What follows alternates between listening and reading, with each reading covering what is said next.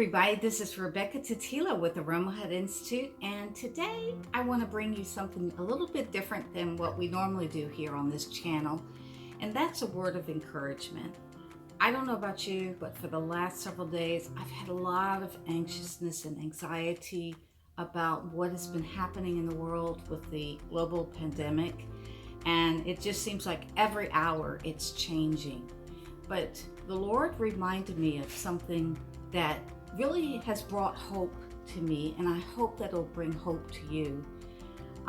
This is actually in my book called Anoint with the Oil, and I just want to read from here and hope this encourages you, because I think at this time in our history we're all facing a trial, and this is a real testing of our faith to trust in God and know that He's with us and He's got our back. What I want to share with you is something that you might be able to relate to, because this is a story from the scripture and it relates to what we do as aromatherapists and essential oil sellers. So, from the book of 2 Kings, chapter 4, verse 1 through 7. It's a little long, bear with me.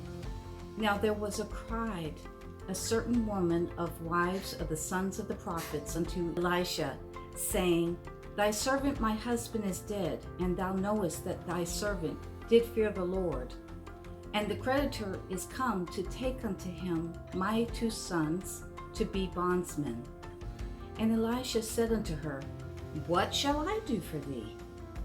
Tell me, what hast thou in that house? And she said, Thy handmaid hath not anything except the house, save a pot of oil. Then he said, Go, borrow the vessels abroad of all thy neighbors, even empty vessels, borrow not a few. And when thou art come in, thou shalt shut the door upon thee and upon thy sons, and shalt pour out into all those vessels, and thou shalt set aside that which is full.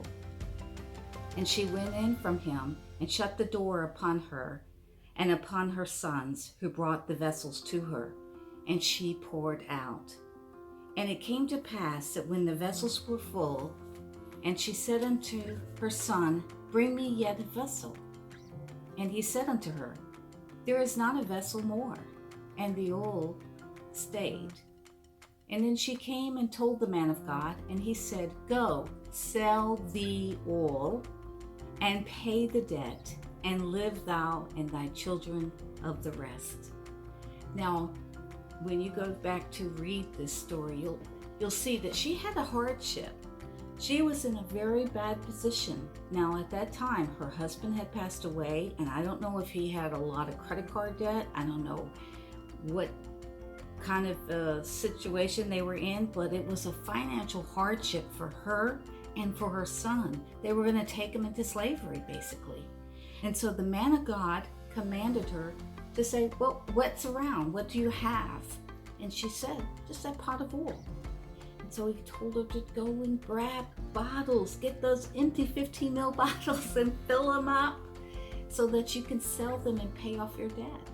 And that's such a good word, because what he was instructing her would enable her to pay back her debt, as well as be able to financially be able to support herself during that time. It's a word that my husband got when we were on the road. Years ago, we had a motorhome and we did full-time ministry. And at that time, we were trying to just survive on small donations that were given to us by the congregations that we visited. This was the only way we had a means of supporting ourselves. And the Lord told him to sell the oil. So at that time, when I began to teach about the healing oils of ancient scripture, now this again was back in 2004, 2005, way back when, before several of these companies even existed, that we began to share about the healing properties of the essential oils and how they could help people spiritually, physically, and mentally, just to bring them peace in using these wonderful fragrances that God gave us. And so at that time, he told us what to do in order to be able to support our own household. Since that time, now we've moved on and done some other businesses, and I've started an aromatherapy school. But it's been a tremendous blessing to see how much we were able to do with what little we had. And he just always multiplied it. And I want to encourage you that even in this time of this trial that we're facing, maybe you're out of work and maybe you're going to be self-quarantined for several weeks, who knows how long, and you may not be able to support yourself during that time. This story meant something to me. Now, maybe you're not into selling essential oils, but maybe you are.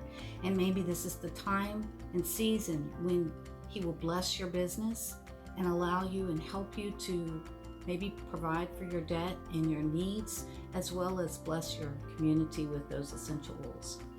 And so I wanted to share this because I think it's a very powerful word. It just means that what we have in our hand is what we are to work with.